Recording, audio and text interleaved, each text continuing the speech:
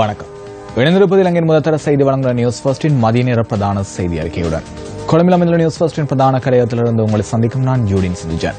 விரிவான செய்திகளுக்கு செல்லும் முன்னர் முதலில் தலைப்புச் செய்திகள். மாலைத்தீவில் உள்ள பிரபல செல்வந்தர்களுக்கு விபச்சாரத்திற்காக பெண்களை விநியோகித்த 2 ஆட்கடத்தல்காரர்கள் கைது. குருநாகல் பகுதியில் போலீசார் மீது துப்பாக்கி பிரயோகம் நடத்திய சம்பவத்துடன் தொடர்புடைய மற்றொரு சந்தேக நபர் அகப்பட்டார். தேவையற்ற நிபந்தனைகள் தம் மீது திணிக்கப்படுவதாக தெரிவித்து தோட்ட தொழிலாளர்கள் ஆர்ப்பாட்டத்தில் ஈடுபட்டனர்.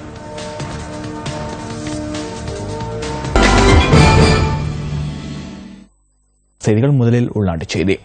ஹட்டன் மலையப்பூ சந்தியில் தோட்ட தொழிலாளர்களால் இன்று ஆர்ப்பாட்ட பேரணி ஒன்று முன்னெடுக்கப்பட்டது. 20 கிலோகிராம் கொழுந்து பறித்தால் 730 ரூபாய் ஊதியம் தருவதாக முதலாளிமார் சம்மேளனம் தெரிவித்தமைக்கு எதிர்ப்பு தெரிவித்தும் கூட்டு ஒப்பந்தத்தில் இந்த நிபந்தனைகள் உள்வாங்கப்படவில்லை எனவும் ஆர்ப்பாட்டத்தில் ஈடுபட்ட தொழிலாளர்கள் சுட்டிக்காட்டினர். ஹட்டன் மலையப்பூ சந்தையிலிருந்து ஆரம்பித்த ஆர்ப்பாட்ட பேரணி டன்பார் மைதானம் வரை நீடித்தது. நூற்றுக்கணக்கான தோட்ட தொழிலாளர்கள் கலந்து கொண்ட இந்த ஆர்ப்பாட்ட பேரணியில் இலங்கை தொழிலாளர் காங்கிரசின் தலைவர் முத்து சிவலிங்கம், பொதுச் செயலாளர் ஆறுமுகன் தொண்டமான் ஆகியோரும் பங்கேற்றிருந்தனர்.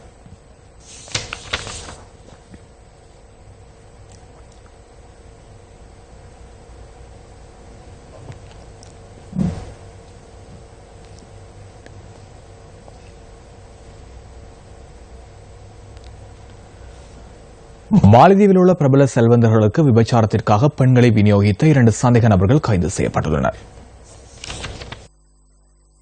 வெளிநாட்டு வேலைவாய்ப்பு பணியகத்திற்கு கிடைத்த தகவலிற்கு அமைய பாத்ரூமுள்ள பகுதியில் மேற்கொண்ட சுற்றிவளைப்பின் போது சந்தேக நபர்கள் கைது செய்யப்பட்டதாக வெளிநாட்டு வேலைவாய்ப்பு அமைச்சு தெரிவிக்கின்றது. சந்தேக நபர்கள் 100க்கும் அதிகமான பெண்களை விபச்சாரத்திற்காக மாலத்தீவிற்கு அனுப்பி வைத்துள்ளமை விசாரணைகள் மூலம் தெரிய வந்துள்ளது. சுற்றுலா வீசாவில் பெண்களை மாலத்தீவிற்கு அனுப்பி வைத்துள்ளமை உறுதி செய்யப்பட்டுள்ளது. கைது செய்யப்பட்ட சந்தேக நபர்கள் கடவுள நீதவான் முன்னிலையில் நேற்றிரவு ஆஜர்படுத்தப்பட்டதைத் தொடர்ந்து எதிர்வரும் 21ஆம் தேதி வரை அவர்களை விளக்கமறியலில் வைக்குமாறும் உத்தரவு பிறப்பிக்கப்பட்டுள்ளது. இந்தியாவின் தமிழகத்தில் உள்ள அகதி முகாம்களில் தங்கியுள்ள இலங்கை அகதிகளில் 41 பேர் இன்று நாடு திரும்ப உள்ளனர். ஐக்கிய நாடுகளின் அகதிகளுக்கான உயர்ஸ்தானிகர் அலுவலக வசதிப்படுத்தலுடன் இந்த அகதிகள் நாடு திரும்ப உள்ளனர். 13 குடும்பங்களைச் சேர்ந்த 41 இலங்கை அகதிகள் தங்களின் சுய விருப்பின் பேரில் இன்று முற்பகல் 10:10 அளவில் நாடு திரும்ப உள்ளதாக சிறைச்சாலைகள் மறுசீரமைப்பு மற்றும் புனர்வாழ்வளிப்பு அமைச்சு குறிப்பிட்டுள்ளது. நாடு திரும்ப உள்ள அகதிகளில் 22 ஆண்களும் 19 பெண்களும் உள்ளடங்குவதுடன் இவர்கள் மன்னார், வவுனியா, திருகோணமலை, முல்லைத்தீவு மற்றும் யாழ்ப்பாணம் மாவட்டங்களைச் சேர்ந்தவர்கள் என அமைச்சின் செயலாளர் வேலாயுதன் சிவஞான ஜோதி தெரிவித்தார். 2011ஆம் ஆண்டிலிருந்து 1905 குடும்பங்களைச் சேர்ந்த 5225 இலங்கை தமிழகதிகள் தமிழகத்திலிருந்து நாடு திரும்பியுள்ளனர். நாடு திரும்பும் தமிழகதிகளுக்கு வாழ்வாதார உதவிகள் மற்றும் வீடுகளை இழந்தவர்களுக்கு அரசு வீட்டு திட்டத்தின் கீழ் வீடுகளை நிர்மாணித்துக் கொடுப்பதற்கும் நடவடிக்கை மேற்கொள்ளப்பட்டுள்ளது. ஹெரோயின் போதைப் பொருளை தன்வசம் வைத்திருந்த ஒருவர் ருகுணு பல்கலைக்கழக உணவகத்தில் வைத்து கைது செய்யப்பட்டார்.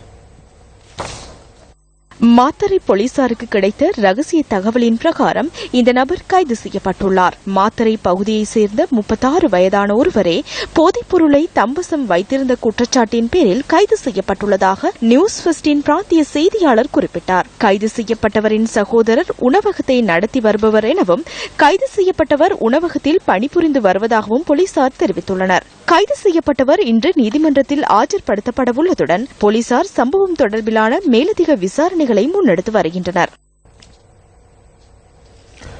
வெலிகந்த பிரதேச செயலகத்திற்குட்பட்ட பெரகும்யாய கிராம மக்கள் காட்டு யானைகளின் அச்சுறுத்தலை சமீப காலமாக எதிர்நோக்கி வருகின்றனர். விவசாயத்தை ஜீவனோபாயமாக கொண்டு 400 குடும்பங்கள் இந்த கிராமத்தில் வசித்து வருகின்றனர். சோமாவதி சரணாலயத்தினுள் இருந்து பெருமளவிலான யானைகள் கிராமத்திற்குள் நுழைவதாக மக்கள் விசனம் வெளியிடுகின்றனர். கடந்த 10 நாட்களிற்குள் சுமார் 10 வீடுகளை காட்டு யானைகள் சேதப்படுத்தியுள்ளதாக நியூஸ் ஃபர்ஸ்டின் பிராந்திய செய்தியாளர் தெரிவித்தார். பாதுகாப்பிற்கு போடப்பட்டுள்ள வேலிகளை உடைத்து யானைகள் கிராமத்திற்குள் பிரவேசிக்கின்றன. சோமாவதி காட்டினுள்ளிருந்து இவை பிரவேசிக்கின்றன. கடந்த 4-5 மாதங்களில் யானையின் தாக்கத்திற்கு உள்ளாகி கிராம மக்கள் காயமடைந்துள்ளனர்.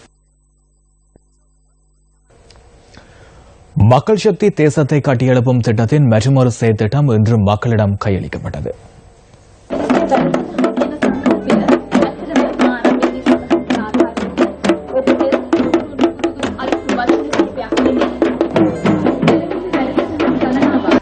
நெலுவ தலாவ கிராமத்தில் உள்ள மக்கள் காலி நோக்கி பயணிப்பதற்கு பல்வேறு இன்னல்களை எதிர்கொண்டிருந்தனர்.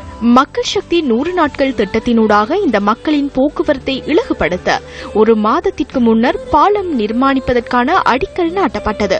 நிதி ஏற்றுமதி கடன் காப்புறுதி கூட்டுறவு நிறுவனத்தினால் இந்த பாலத்திற்கான நிதி வழங்கப்பட்டிருந்தது. அரசியல்வாதிகளின் பொய் வாக்குறுதிகளுக்கு முகம் கொடுத்து தமது காலத்தை கழித்த மக்கள் இன்று மக்கள் சக்தி திட்டத்தின் மூலம் நிறைவேற்றப்பட்ட வாக்குறுதியால் மகிழ்ச்சி அடைந்துள்ளனர். சுத்தமான நீர் ஊற்றெடுக்கும் மலையகத்தில் அன்றாட பாவனைக்கான நீரை பெற்றுக் கொள்வதில் மக்கள் இன்றும் பல்வேறு இன்னல்களை எதிர்நோக்கி வருகின்றனர். கண்டி அளவத்துக்கொடை சைஸ்டன் பிரதேசத்தில் சுமார் 300க்கும் மேற்பட்ட குடும்பங்கள் வசித்து வருகின்றனர். பல வருட காலமாக தமது அன்றாட அடிப்படை தேவையான குடிநீரை பெற்றுக் கொள்வதில் இந்த பகுதி மக்கள் பல்வேறு இன்னல்களுக்கு முகம் கொடுத்து வருகின்றனர். 20 லிட்டர் கொள்ளளவுடைய நீர்கொள்கலன் 50 ரூபாவிற்கு விற்கப்படுவதாகவும் குடிநீரை பெற்றுக் கொள்வதற்கு பல மைல் தூரம் பயணிக்க வேண்டியுள்ளதாகவும் இந்த மக்கள் கவலை வெளியிடுகின்றனர்.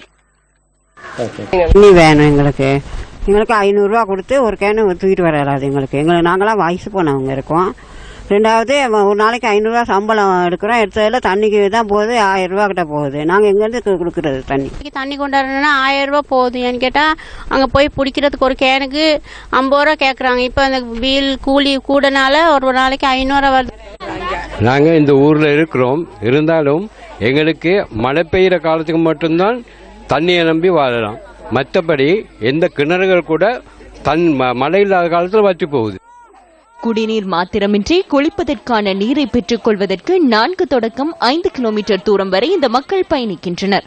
இந்த விடயம் தொடர்பில் உரிய தரப்பினருக்கு தெரியப்படுத்தியுள்ள போதிலும் எவரும் இதுவரை உரிய பதிலை வழங்க முன்வரவில்லை என மக்கள் குறை வெளியிடுகின்றனர்.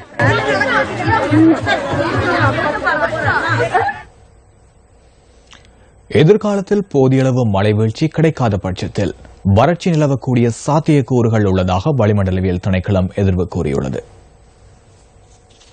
தென்மேல் பருவ மழை வீழ்ச்சி எதிர்பார்த்த அளவை விட அரைவாசியை கிடைத்துள்ளதாக திணைக்களம் சுட்டிக்காட்டியுள்ளது. இது தவிர இன்று முதல் மழை வீழ்ச்சியில் அதிகரிப்பு ஏற்படும் சாத்தியம் உள்ளதுடன் இந்த மழை வீழ்ச்சி தொடர்ந்து சில தினங்களுக்கு நீடிக்கும் என்றும் வானிலை மையம் எதிர்வு கூறியுள்ளது. இதேவேளை நாட்டின் உலர் வலயங்களுக்கு இதுவரை போதிய அளவு மழை வீழ்ச்சி கிடைக்கவில்லை என நீர்ப்பாசன திணைக்களம் குறிப்பிட்டுள்ளது. இதன் காரணமாக பெரும்போக செய்கைகளை ஆரம்பிப்பதில் சிக்கல் ஏற்பட்டுள்ளதாக நீர்ப்பாசன திணைக்களத்தின் பணிப்பாளர் நாயகம் சமன் வீரசிங்க தெரிவித்தார்.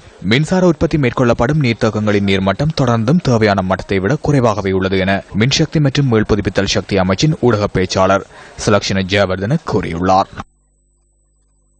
இலங்கைக்கு தென்கிழக்கே வங்காள விரிகுடாவில் வளிமண்டலவியல் தளம்பல் நிலை ஒன்று காணப்படுகின்றது. இதன் தாக்கத்தின் காரணமாக தற்பொழுது நிலவுகின்ற மழையுடனான வானிலை அடுத்த சில தினங்களுக்கு அதிகரித்து காணப்படும். இந்நிலைமை எதிர்வரும் 18ஆம் தேதி முதல் 21ஆம் தேதி வரையில் அதிகரித்து காணப்படலாம் என எதிர்பார்க்கப்படுகின்றது. குறிப்பாக மத்திய சபரகமுக மேல் தென் கிழக்கு மற்றும் ஊவா மாகாணங்களில் இவ்வாறான நிலைமை காணப்படும். வடக்கு கிழக்கு தென் மற்றும் ஊவா மாகாணங்களில் அடிக்கடி மழை அல்லது இடியுடன் கூடிய மழை பெய்யக்கூடும். சில இடங்களில் குறிப்பாக மத்திய சபரகமுக மேல் மற்றும் தென் மாகாணங்களில் சுமார் 100 மில்லிமீட்டரிலும் கூடிய பலத்த மழை பெய்யக்கூடும்.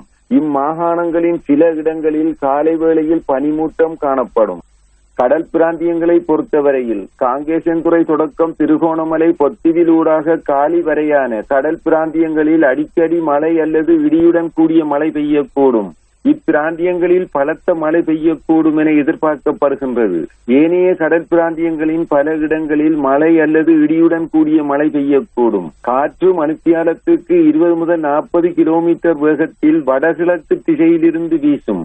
புத்தளம் தொடக்கம் மன்னார் காங்கேசன்துறை ஊடாக முல்லைத்தீவு வரையான கடல் பிராந்தியங்களில் காற்றின் வேகமானது மணித்தியாலத்திற்கு 45 முதல் 50 கிலோமீட்டர் வேகத்தில் வீசுவதுடன் குறிப்பிட்ட கடல் பிரதேசங்கள் சற்று கொந்தளிப்பாகவும் காணப்படும். தென்கிழக்கு கடல் பிராந்தியங்களில் வினைத்திறன் மிக்க மேக கூட்டங்களின் தாக்கத்தின் காரணமாக மட்டக்களப்பு தொடக்கம் அம்மாந்தோட்டையூடாக காலி வரையான கடல் பிராந்தியங்களில் திடீரென காற்றின் வேகமானது மணித்தியாலத்துக்கு 70 முதல் 80 கிலோமீட்டரிலும் அதிகரித்த வேகத்தில் வீசுவதுடன் குறிப்பிட்ட கடல் பிரதேசங்கள் மிகவும் கொந்தளிப்பாகவும் காணப்படும்.